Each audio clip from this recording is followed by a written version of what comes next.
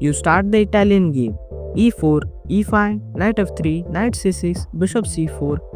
Easy, right? Then your opponent plays something weird, and 2 moves later, your position is a mess. You are stuck. You don't know, should I attack, should I defend, or play the trap, or just pray my opponent blunders. You don't even know why you are losing pieces and getting crushed in a few moves. The truth is, you are following memorized moves from a book or a YouTube video. There is not real understanding of that opening. But today, we will break the Italian game so deeply that you will understand every plan, every trap, and every sneaky idea, regardless of what your opponent plays or throws at you. I divided this video into 2 parts.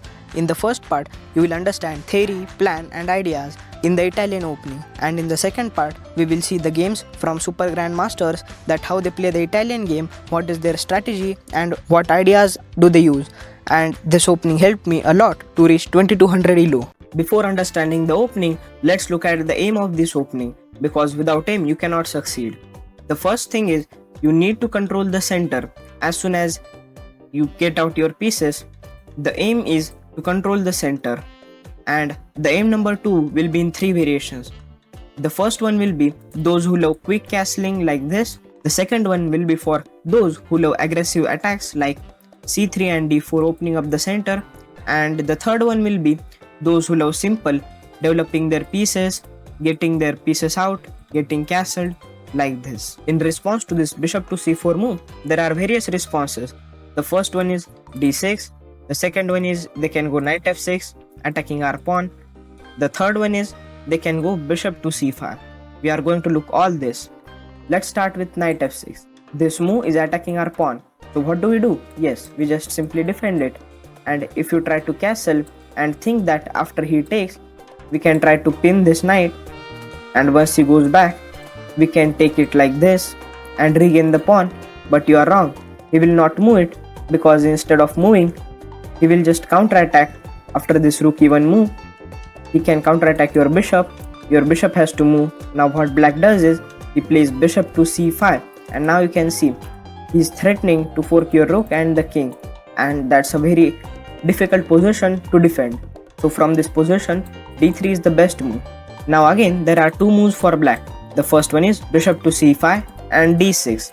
At any moment, if they play d6, their main plan is to get their bishop on this g4 square. So whenever your opponent plays d6, you just play h3 to guard this g4 square so that his bishop cannot go. And now you can see how this bishop is vulnerable.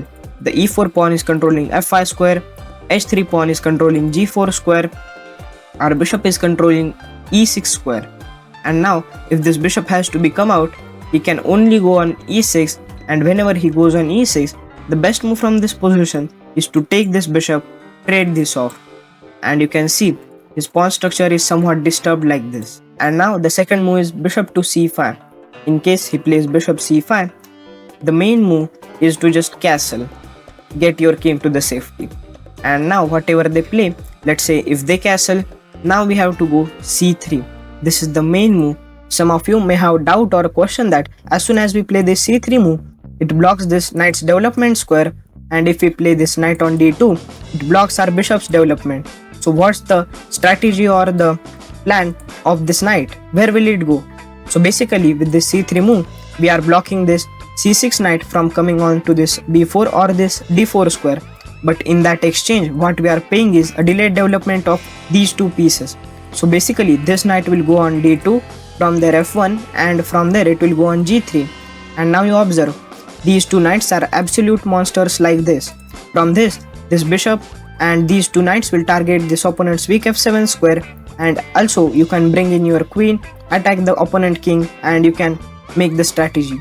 You should also look the part 2 of this remaining video, because now it will teach where your pieces belongs and how to make strategy, ideas and plans. Now your plan will be to strike in with the center, control the center, and to do that you can see, if we push this d4 pawn forward, this e4 pawn remains undefended. So before moving towards any attack, you first defend your e4 pawn with this rook e1 move. Let us say your opponent plays d6. What was the plan? To pin this knight. So you go h3, stop his plan. Now whatever he play, Let's say he play rook e8. Now we can go rook e1, defend our e4 pawn. If they try to trade this bishop, you can just trade it off, and now you can see his pawn structure is disturbed, and now we can strike in with the center with the move d4. The point behind this move is after he takes like this, we have two defender of this pawn, but at the same time he has two attackers, but it doesn't care because if we try to take with the bishop, we can take it and we will be a full piece up from this position, so they cannot take this pawn. What they have to do is go back with their bishop. If he tries to attack your rook like this, you can develop your knight this way. And sometimes after castle, black castles like this, we go rook e1, and sometimes your opponent can go for this knight g4, attacking this weak f2 pawn, but you don't need to worry, you can just go rook e2, defend it, and if you try to take with this bishop, you can just trade it like this, and now you have gained two minor pieces for a rook and a pawn, which is very advantageous for us, because now if you look at the pieces, we have one extra piece that can create threats or attacks in our opponent's position. Now let's look at the second response, which is bishop to c5. This is the Giuoco piano or Giuoco piano game. Here there are many responses. The first one is for quick development players, the second one is for the castle players, and the third one for quick attackers. Let's look for defensive players like castling or development of our pieces. You can just go castle. Now white can go knight f6, attack the pawn. You can go with d3, supporting it. Now if black castles or whatever the move they play, I have explained the logic. If they play d6, go h3. If they castle, you know what to do.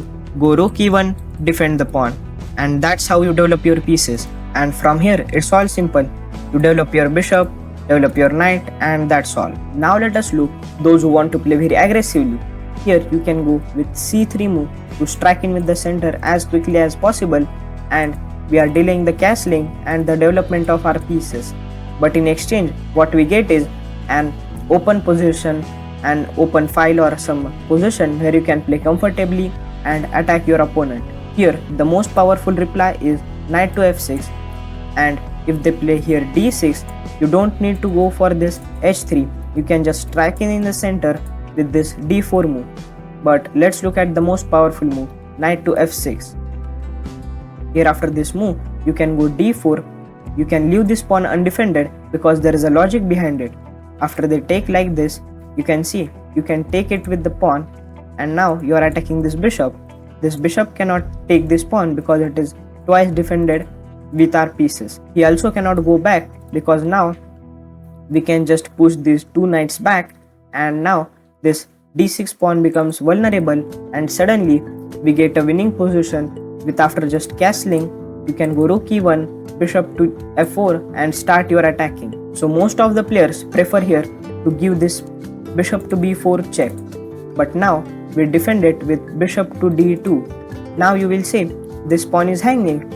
Let it be, because if they take it or dare to touch that pawn, now what we can do is bishop takes b4, and once the knight takes like this, we have bishop takes f7 check to the king. Now you can see the king has two options. If king takes it, we can go queen b3 check, and once the king moves anywhere, f8 is the best move. You can take this knight and you have regained the pawn. If king does not take this bishop, if king moves like this, then you can just simply bring the bishop back, and also we have regained the pawn. But what if instead of taking like this, he trades here? Then you must take with this knight, because now you can see you get a very dominant center, and you can see these central pawns are very powerful. This e4 pawn is defended with our knight like this, he cannot take it. This d4 pawn is supported with our knight, he also cannot take it. So this is the first game that we are going to look of Garry Kasparov versus Gu Gomez. Here Garry Kasparov plays Italian and crushes his opponent. Here we have the same Italian setup, and here black plays bishop c5, and now with this bishop c5 move there are no attacking lines. Let us say if he had played knight f6, it attacks our pawn, so we are forced to defend it with d3. But now this time there are no threats, so we can directly go into the attack like this. But Garry chooses Giuoco Panzimiano, which again stops these threats, and also first what he chooses is first he can develop pieces castle and then go for the attack. And now this is the same opening line. You can see when the bishop asked for a trade, you can see Gary didn't accept that trade because he focused on development. And in the future game like this, when he thought that after taking like this bishop, he would not take with the pawn, he would not disturb the pawn chain like this. Let us see, if Gary had taken, he would not take with this pawns, he will take with this queen. So he realized that and went his bishop with this c2. And now you can see he brought his knight on this f1, and now he's trying to move on this g3 square. And that's all what was his plan. He went on this f3, that's also the best move from this position. And now you can see all these black pieces are very much defensive and they are not attacking, but at the same time look at these white pieces, they are doing very much. This bishop is pinning, this bishop is also pinning. One drawback is the king is not castled. Here now Gary thought an idea or came up with a plan of knight to d2. The plan was simple. The queen was to go on f3 and attack this pinned knight. So he worked with his plan, and after attacking like this, the king went to defend this knight. So this knight was over attacked. So in this position, black took this knight, and after the recapture with this pawn, he went to attack this bishop. So bishop moved back, and now he started with this attack, and this was a mistake because his king was not castled, and at any time black can come up with his attacking plan and attack this white king. So the best move was here to first castle and then start the attack. But you know how Garry Kasparov is. Here his opponent played knight to c5 attacking this bishop. Now he ignored this bishop and come up with an attacking plan of hunting the king. In this case, if he takes this bishop, here Gary can take this pawn, attack the king, and once he goes on this g5, now we have the great move bishop to h4. The point behind this move is, yes, we are applying some pressure, but at the same time we are preparing for this queen to g3 check, which will completely destroy the king. Let's say if he saves his knight back, we have queen to g3 check. If he tries to take this h3 pawn, then his queen loses like this, and at the same time it's a checkmate also. So in the game, opponent took this pawn, and now we have queen to f5, a brilliant move. Let's look why this queen move was brilliant. The first thing is he is sacrificing the bishop, and the second thing is if you had played queen e3 attacking this way, then this king can come up and the queen cannot take this pawn right away. So the best move from this position was to just play queen to f5, first blocking off these squares for the king to come up, and on the next move we can take this pawn. Here black played rook g8, and now there was simple, queen took it, and now after some few checks like this, we got an completely destroying pin on this knight. And once the knight takes this pawn, and after king moves on f1, here black resigned and Garry Kasparov won the game, because now whatever you play, the best engine recommended move is knight takes d5. Just sacrifice your queen like this, because you will get a defendable position only. And if you had played any other move, let's say if you saved your knight, then you can see your queen gets trapped as well as your rook is under attack. This queen is totally trapped. You can see he cannot go anywhere and he has to take this queen, and with this you can see we have gained a completely attacking position. Our second game will be of Hans Niemann versus Magnus Carlsen, where Hans Niemann with white pieces crushed Magnus Carlsen completely by playing the Italian opening. So it's the standard Italian opening: e4, e5, knight f3, knight c6, and after bishop to c4. Here in the last game we have looked bishop to c5 option. Now we are going to look knight f6. He is attacking our pawn, so we defended. Now what do we do? Here Magnus Carlsen attacked this bishop, so this knight was first defending this e5 pawn, so we can take it with defending our bishop. And once the knight takes it, you can see we are attacking weak f7 pawn, so he is forced to take the bishop, and now we are happy. He attacks us, now we take. To take with the queen was a mistake, because now the queen can be attacked in various ways. Let us say after castle bishop e6, then he can be attacked with this knight to c3 move, attacking the queen. So queen moved, and now you can see he was threatening to take, and after pawn takes, the queen takes the pawn, so regaining the pawn. But here Hans saw it and attacked the queen. Now he defended it, and Magnus went queen d4 attacking this bishop and the knight, and both at the same time. So Hans defended it with queen f3. If you take my bishop, there is my queen to take it. So in the game he long castled, and now Hans come up with a plan of attacking this queen as well as creating some threats on this side of the board. So Magnus went back with his queen, which was the mistake. His queen is attacking our knight. So what do we do? Yes, we just defend it. And now what do we do? After this knight to d5 move, he's attacking the bishop. So first Hans counterattacked this queen. Once the queen moved on this a6 square, we move our bishop because we need it in the attack. So now king moved on this b8 square. Now we have rook e1, and after some of the few moves you can see we are trying to improve our pawn structure, and you can see we have got an incredible pawn structure. But after this d7 move, Hans played pawn to b4, which was a mistake because now Magnus found knight takes b4. Stockfish is saying it's trash, but I think that's a good move because you can see after this pawn takes, he's gaining a pawn. He's discovered attack on this knight. After Hans take this, he took this knight, and now he just simply captured this pawn, attacking this queen, also setting a discovered attack on this king. This queen cannot go on this b6 square as it will lead to a queen loss after this discovered check. To avoid any threats, Magnus here sacrificed the rook, and after you can see he started to attack this queen. Now queen moved on a5, and now he pinned this bishop to the king. Magnus defended it, and now here there was a big blunder by Hans, which was queen to d5, because he thought that this bishop cannot take, we are applying pressure, but he was wrong. Magnus can play queen e1, deflecting this rook off the pin of this king, and he's forced to take. Now he can take the queen, and Magnus is winning here, but he missed it, and instead he moved his king back like this. Now Hans got a chance to take this knight, and you can see Magnus is applying the rule of not trading the pieces when he is piece down.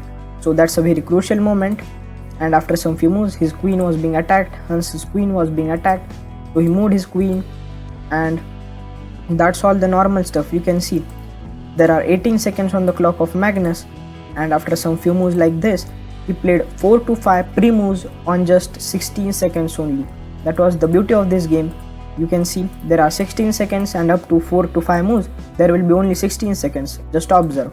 He played queen to g6, and now a5, bishop d6, stopping this pawn from going forward. Now we have b6, stopping these two pawns from coming forward, and now we have rook c6 attacking this bishop. We have h3, and this was the final error. After this queen f5 move, here Hans sacrificed the rook, and Magnus resigned here because you can see after pawn takes there is queen takes b6 check, and wherever the king moves, queen to b7 is going to be a checkmate. Let us say after this rook takes, the king moves on a8.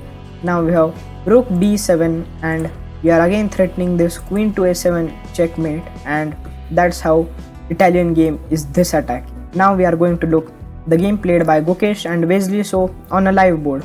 So let's go towards it. We have Gukesh and Wesley playing Italian game, knight f3, Wesley with white, Gukesh with black, and here he chooses bishop to c4. That's the Italian game. Gukesh chooses bishop to c5, and now you can see the main move is to castle. We have looked into the theory. He develops his knight attacking the pawn, so Wesley defends it, and now you can see the main move here is to just castle or to just play a6. The both is fine. Gukesh goes d6, and after some time Wesley puts his knight on this d2 square. That we have looked all into the theory. The plan is on going on f2 and g3, and after some few moves Gukesh asks for a bishop trade, but Wesley first pushes the pawn, and after some few moves Wesley trades here like this, queen takes, and also you can wait here not to trade, you can just take it with the knight, and that's also fine.